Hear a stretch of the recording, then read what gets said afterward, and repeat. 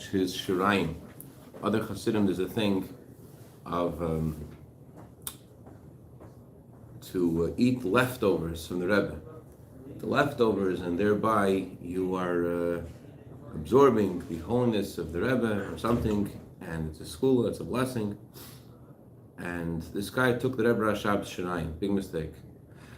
Rebbe Rashab said, my shirayim, my leftovers, or you want to accomplish the same thing, is through Mesiras Nefesh. That's what he said. So, I think in context of where we're going today, I think this will give some insight to the story. Where are we going today? Where have we gone and where are we going? So, we were discussing the idea of being Jewish. There are in the world 4 categories of things. There's inanimate, there's vegetation, there's animal and human. And each of these things is a different kind of soul. The inanimate has a soul that makes it just exist, just totally physical. Vegetation has the ability to grow, and animals have the ability to live, and humans can think and understand things. But a Jew is not just another category in creation. A Jew has in him something that is godly, something which is otherworldly. A Jew has in him a neshama. And the neshama is not just another kind of thing. Neshama is a part of Hashem. It's not another thing in creation. It is something which is more in the realm of the Creator. It's a part of Hashem. So it's not that we only have a neshama. We also have an animal soul. We also have an intellectual soul. 3 people walk into your body and they ask, what's a cup of tea? So your animal soul says, what's in it for me? Intellectual soul says, well, what is it really? But the intellectual soul isn't so scientific. It just asks what are its properties. It doesn't ask the godly soul's question, which is very scientific. Where does it come from and what's its purpose? The neshama asks always about the source of things. The neshama gravitates to its source. The neshama is a part of Hashem. So although we have the other 2 souls, the animal soul and the intellectual soul, it's not that we have another soul, an additional soul. Rather, our lives, a Jew's life is godly. The essence of a Jew is his neshama. It's not that you have an animal soul, an intellectual soul, and you have superimposed upon your reality. You also have some other thing there that's there that's not part of the regular things. You are not only Clark Kent, you're also Superman. Not only you have your regular self, you also have something else. No, it's the essence of a Jew is godly. The essence of a Jew, essence of our lives in the physical bodies is a godly being. That's who we are. Our neshama is our essence. Our lives are godly lives. And we learned last week about how this is expressed in the first story in the Torah about Avram. Although Avram recognized Hashem when he was a child, although Avram served Hashem in many ways, in extraordinary ways, since he was a child, but the first thing the Torah says about Avram is lechacha, leave your father's house. Why is that the first thing? Because till that point, Avram is serving Hashem based upon his own understanding. Also, Gentiles, there are wise Gentiles and pious Gentiles who recognize and appreciate Hashem's presence and serve Hashem, and that's amazing. The reason they do that is not because godliness is revealed in them. Rather, it's because of their own existence. In other words, they exist, and because of their logic, because of their understanding of reality, they appreciate and they recognize the existence of Hashem. But it's not that Hashem is revealed in them. We learned last week an example of whether you see something with your eyes or whether you know something because there's a proof for it. If you know something because there's a proof for that thing, so what's the foundation? What's the basis for your relationship with this thing? Or if you only know about something because you have a proof for it, so the basis of your conviction this thing exists is you.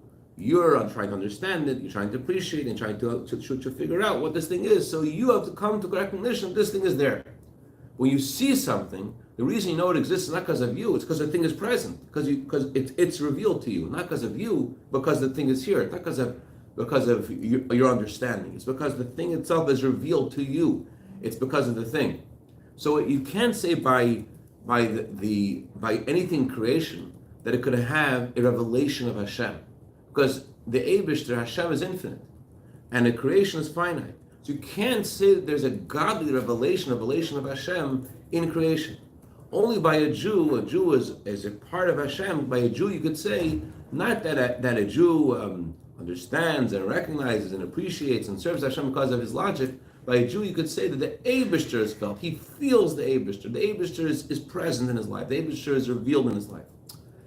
And that's why the Torah doesn't tell us about Avram's incredible understanding that Avram Avinu appreciated the Eibishter, he knew about the Eibishter. The first thing the Torah tells us about Avram is that Hashem told him, Lech lecha leave your father's house. Hashem revealed himself to him. And Hashem gave him a commandment. Because the foundation of a Jewish relationship with Hashem is not him, rather it's God. It's God's presence. God's revealed to him. And the Hashem's a part of Hashem. So just like this is true about the first story in the Torah about Avram, we'll also see today another story that we just read this past Shabbos, also about how you see this distinction about the foundation of our relationship with Hashem that's not based upon us, rather it's based upon Hashem. Just like we just said about knowing Hashem or knowing anything, the basis could be about you, or the basis could be about the thing that you know. So too, the same kind of classification, the same kind of distinction can also be made about relationship with someone. You could love someone, you could be attracted to someone, or attracted to something based upon yourself, or you could be attracted and in love with someone or something based upon them. This week, we just read about the Akedah. Avraham Avinu was asked by Hashem to offer his only son as a sacrifice to Hashem. When Hashem asks Avraham to do this, Hashem says to him, please take your son. The Medrash says, why does Hashem say please? Hashem says, I don't want people to say that all the tests that I've given you till now are meaningless. Ein ben mamash. But I want you to pass this test, that way this will justify my love for you, why I've chosen you, and why you're special. But if you don't pass this test, Hashem says, all other tests ain't ben mamash, they're meaningless. And the question is, how can you say that all the tests that Avram had till this point ain't ben mamash, they're meaningless? Avram allowed himself to be thrown in fire in Ur Kasdim, because he challenged the king of the world, Nimrod. He says, I believe in Hashem, and Nimrod says, you're going to be thrown in fire if you do this, and he's like, I don't care, I'll be thrown in fire.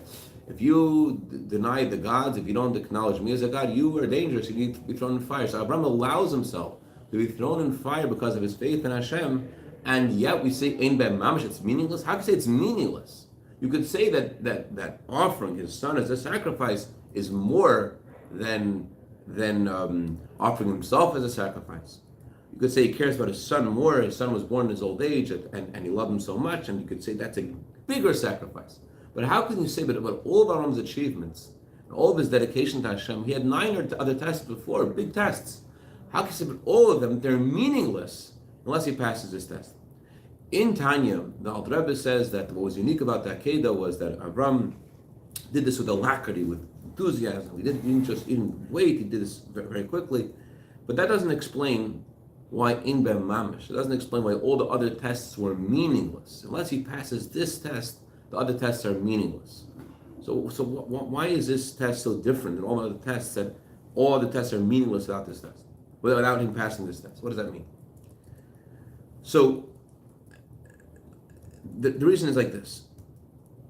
Until he passes the test of the Akedah, you could say that the basis of his connection to Hashem is based on him. Again, we could have a relationship with someone or something because of us or because of the thing that we're related to. The Alter Rebbe says, for example, in chapter 19 in Tanya, the Alter Rebbe talks about why fire ascends upwards. The Alter Rebbe says, why is fire ascend upwards? It says in the Torah that a Jew is called a candle of God. So the Alter Rebbe says that just like fire ascends upwards, why does it go upwards? Because the source of fire is in a sublunar sphere. That's where the source of fire, the element of fire is. And fire wants to go to its source. The question is, why does fire want to go to its source? Why is fire attracted to go to its source? There is a rule in life, a rule in creation, Hashem established in all creatures in the world, called everything wants to exist. Everything wants to maintain its existence. So if fire gets its grand wish of going to its source, what happens? It stops shining in this world. Not only that, when it goes to its source, it's absorbed in its source, it stops to be a thing, it stops to exist. So why would fire have this nature of just going to its source? And the Alter says that's what the word nature means, something that you can't explain. That's what fire wants to do. That's the nature of fire. It's not about what it will achieve.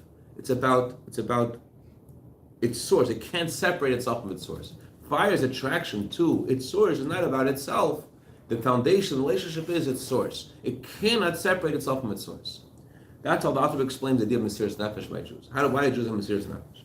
It's not because Jews who are scholarly and they appreciate the greatness of Hashem, and they're dedicated to serve Hashem, and therefore they decided that because Hashem is so special, therefore they're going to sacrifice themselves rather than give up all that their relationship with Hashem. Rather, as we know in history, that whole communities throughout history, men, women, and children, decided to give their lives rather than sever about their bond with Hashem. So what was the source of this? Where did this come from? You could love something, right? Because you feel your connection to this thing or this is because you will be the best if you have a connection to this thing, to this person. This was the greatest enjoyment, the greatest pleasure, the greatest achievement. You're going to hang out with this scholar, and you're going to be the wisest person. You're going to hang out with what's that guy's name? Peterson. You're going to hang out with Peterson, and Peterson is going to teach you how to make the most money. You're going to be the top in your business. There's a lot of things you could go after to achieve your perfection. Your relationship to something or to someone is because it's going to give you something. You're going to gain something. You're going to get something out of it. So in that model, you're attracted to this person, to this thing, because of what you're gaining. It's about you. But in the analogy of the fire, why is the fire going to its source? It's not about itself. It's about the source. It can't separate itself from its source. It's drawn to its source. It can't separate. It's not about him. It's about the source. It can't separate from the source. The source is being drawn to its source. It's not about him. It's about the source. How the source pulls it, so to speak, to it. So too says Alter Rebbe that the candle of God is the soul of man. Why is it that Jews have Mesiras Nefesh, as Alter Rebbe there in chapter 19? Is because the Jew is drawn to his source. The Jew is drawn to Hashem. Because the Jew is drawn to Hashem, therefore a Jew gives his life and gives up all the things he's used to, and he throws them all away as if they're nothing. It's all like all the things that we think we love, that we were accustomed to, and we loved our whole life. So Alter Rebbe says when it comes to a challenge of Mesiras Nefesh, Alter Rebbe says a Jew is b'mayis b'hem, and he throws them away as if they never existed. The Jew, when it comes to his relationship with Hashem, all the things he's used to his entire life is, wow, this is great, I love this is so important. All of a sudden he throws it all away, and he despises all these things. And he throws it away, and he chooses Hashem, l'chalka garoli, that Hashem should be his portion, Hashem should be his lot. Where does it come from? It's not because of him, it's because of the Eibishter. He's drawn to the Eibishter. So too, regarding, just like there is in relationship in general, so too for sacrifice in a relationship, there could also be sacrifice in a relationship in a way that is based upon you, or is based upon the one that you love. Let's say you know that if you're going to do A, B, and C, you're going to give up yourself for a certain ideal that you have, whatever, they're going to write about you in the newspaper. You're going to jump off the cliff, and what are they going to say about you in the obituaries? It's possible that a person could think about that, and although they won't be there to enjoy it, but you know that's possible. A person could think about the glory they'll achieve by their sacrifice. I'm going to give up my this and give up that, but you know what the people say about me. That's a very gross. That's a very low kind of. It's not devotion at all. It's business. I'm going to give up this. I'm going to get more. I'm going to give up my money. I'm giving my health. Give my resources. So I get glory. Glory is more important to me than money and resources. I want to have glory. All right. But then there is another deeper kind of devotion to something. A person has ideology. He says, this ideology is real. I really care about this ideology. I'm going to give up my life for the sake of my ideology. That somehow my me going into jail, my me being killed, that's actually going to protect the rights of human beings where I live. That's more important. what's going on in Iran. We're going to protect the rights of people. We're going to go into jail. We're going to fight with the government. So it's possible that people are really, they really care about something important, and they give them themselves for the sake of something really important. They're going to go to jail to protect the rights of their fellow citizens, and they're going to fight with the government because the government can't mistreat people. That's real devotion. But even that scenario is about something that you recognize as valuable. It still circles back to your appreciation of something. It circles back to how you feel something is. Avram Avinu, his life was all about one thing. His life was about revealing Hashem in the world. That's what his life is. That's he's dedicated. His whole being is about the Eibusher, God should be revealed in the world. So think about it. He's going with his son to the Akedah. His son is his progeny. He's the one who's going to connect. He's going to fulfill all that he accomplished throughout his life, and he's going to transfer this to the next generation. Shalom Aleichem. So Avram is really in a situation where his giving up his son is not going to promote or preserve what he tried to accomplish in the world. On the contrary, what he's going to do is going to ruin what he dedicated his life for. It's not like he's going to be in the newspapers. Avram dedicates his life to Hashem and therefore gives up his son for Hashem. No one is around. Ibn Ezra said that there was nobody around. Avram was there by himself. Not even the two lads he brought with him, they weren't there either. Nobody was there. Only Avram was alone on the mountaintop with Yitzchak. So what's the purpose? What's Avram going to gain by slaughtering Yitzchak? Absolutely nothing. Not only is he not going to gain, he's going to ruin his life's ambition.